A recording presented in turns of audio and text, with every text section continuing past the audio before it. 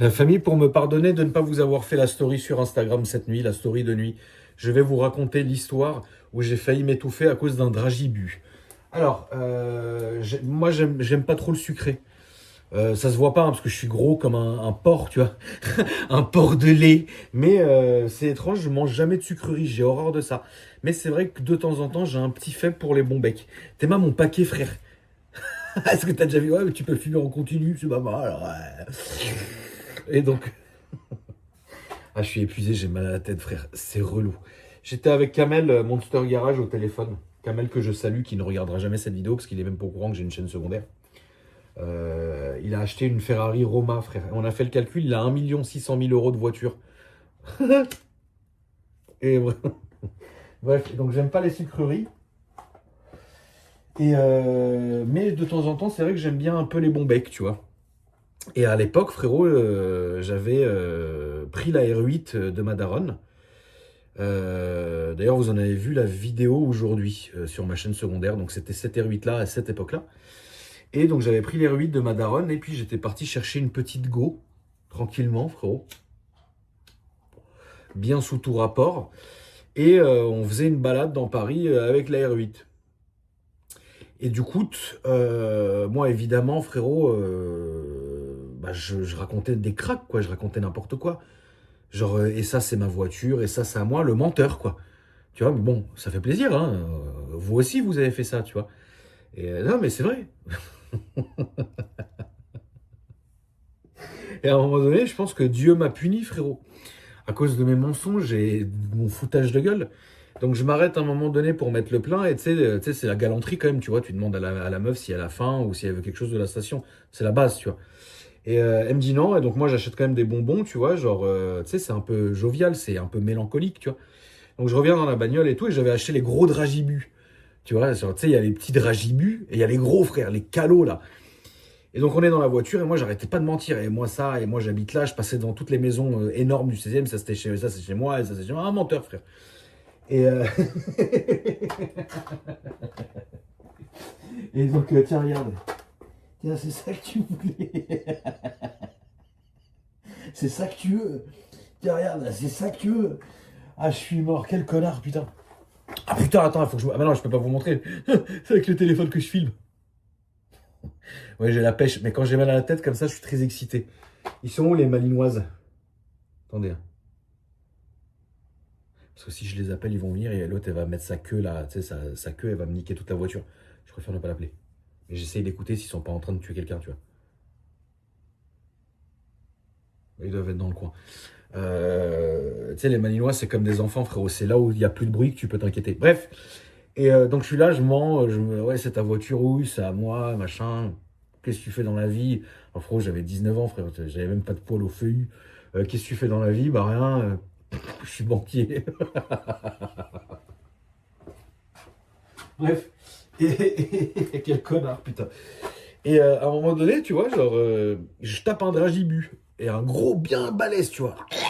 Et je commence à m'étouffer avec le dragibus. Tu sais, j'ai fait une fausse route, tu vois. Attends, j'ai quand même regardé Malinois.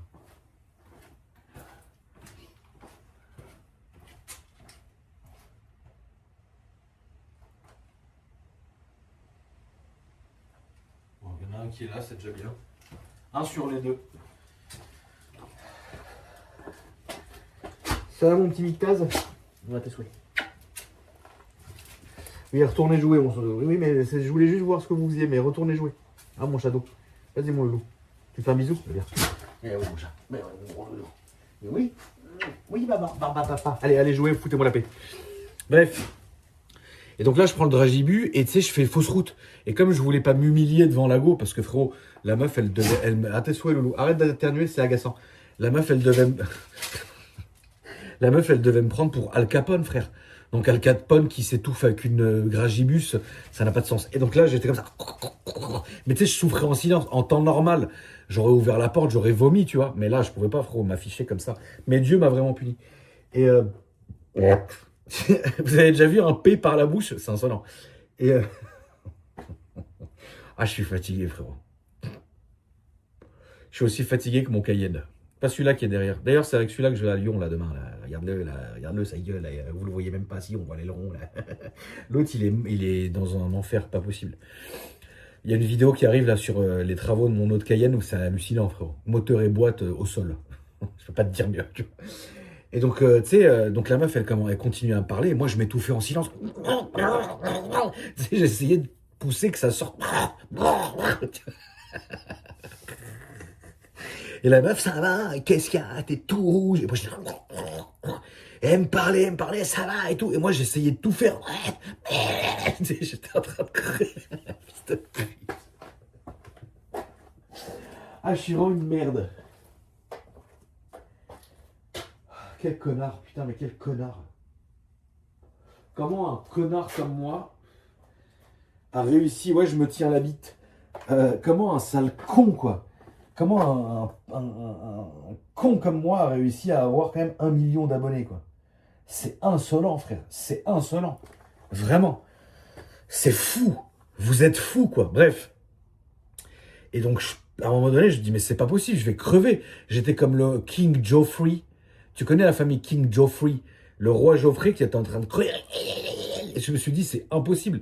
Et là, je m'arrête au feu rouge, tu vois. Je sors de l'R8 et je cours dans la rue. Il y avait une rue en parallèle, tu vois. Et là, je vais derrière une voiture. Je vomis et tout. C'est la guerre. Là. Je reprends quand même le dragibu. Hein, ça, chez nous, il n'y a rien qui se perd. Ah, j'ai mal à la tête, putain. Tiens, toi aussi, t'en veux un petit coup, tiens, regarde. Tiens, regarde. J'aurais pas dû faire cette vidéo, je suis surexcité. Bref. Et merde. Et faut absolument que j'aille prendre un Doliprane. Et putain. Et puis j'ai la merde au cul en plus. Non, franchement, je vais pas bien là. Et du coup, bah mec, je reviens dans la voiture et tout, et elle me dit ça, mais t'es parti trop vite, quoi. Moi, j'étais là, ouais, c'est normal, j'ai vu un mec que j'aimais pas, quoi. Je suis parti, je lui courais après, quoi. Non. Putain, t'es tout sale, barbe à papa, qu'est-ce que tu fais? Assis-toi. Assis-toi. Espèce de saleté. Tu vas aller chez les gendarmes? Ah, tu pues. T'as mangé la crevette? Tu pues, loulou. Pourquoi tu pues? Hein? Saleté. Ah, mon chat. T'es une petite saleté? Non. Allez, vous-en. Allez, va-t'en. Va-t'en, voilà. C'est très bien, barbe à papa. Ah putain, j'ai envie de pondre. Là, si je pète, je me chie dessus. Et bah, figurez-vous que donc l'autre, elle me dit, ah, mais t'es trop un dangereux, quoi. Alors que le mec avait failli. En plus, j'étais habillé comme un sale con. J'étais habillé comme un arlequin. Non, mais vraiment, je me rappellerai toute ma vie du jour où j'étais habillé comme ça. Qu'est-ce qui m'a pris? Je suis vraiment une daube. J'étais habillé avec une doudoune Moncler blanche. Alors, déjà, qu'est-ce qui se passe, tu vois? Ensuite, à l'époque où j'avais des cheveux. À l'époque où j'avais des cheveux. Parce que là, frérot, tu sais, moi, j'enlève ma casquette. Elle cache un lourd secret. J'ai la coupe à Trevor dans GTA V. Ah, frérot. Et donc, du coup, attends, je vais jeter ma clope. Ah, j'ai avalé une 8. Là, vraiment, frérot, vraiment, c'est parce qu'il me reste quand même une once de respect. Sinon, là, je louffe. Tout ce que je vais gagner, c'est que je vais me chier dessus. Une diarrhée royale. Et ah putain, mais faut que je vous raconte un truc de con. Oh, mais c'est trop marrant. Celle-là, je l'ai jamais raconté. Mais on s'en fout. En fait, là, sur cette chaîne secondaire, c'est roue libre. Et personne ne regarde, à part les tarés que vous êtes, tu vois. Donc en vrai, je peux y aller, tu vois. C'est pas grave. Un jour, j'ai ramené une meuf à la maison. Une meuf, j'étais sur elle vraiment depuis genre 3 ans, tu vois. C'était mon goal. C'était moche, putain.